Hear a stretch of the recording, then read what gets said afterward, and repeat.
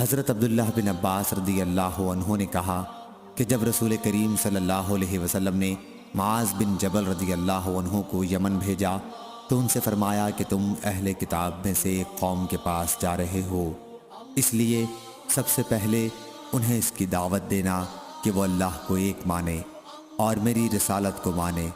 جب اسے وہ سمجھ لیں تو پھر انہیں بتانا کہ اللہ نے ایک دن اور ایک رات میں ان پر 5 نمازیں فرض کی ہیں۔